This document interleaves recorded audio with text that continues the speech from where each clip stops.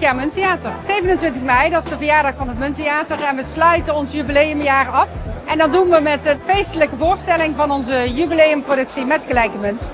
Met Gelijke Munt gaat over het liefde voor theater, het liefde voor het theatervak en liefde voor het Munttheater. En dat doen we met professionele cast van Limburgse spelers en één Brabander.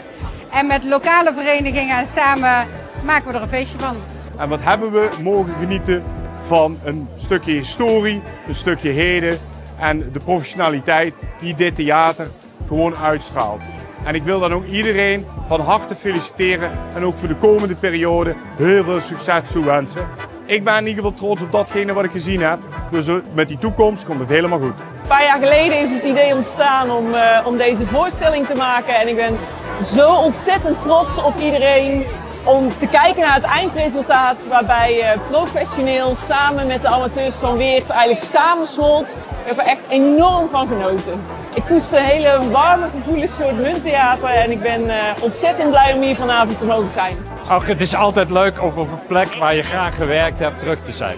Omdat ik het theater, dit theater, die verbouwing in de tijd heb gedaan en dat daar nog altijd die fijne sfeer zit.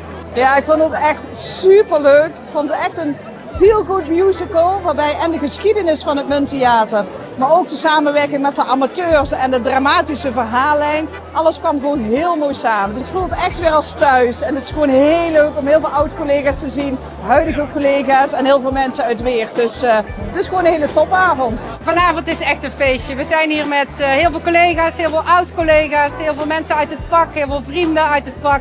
En het is echt een feest om hier samen te staan en 50 jaar Munttheater met elkaar te vieren.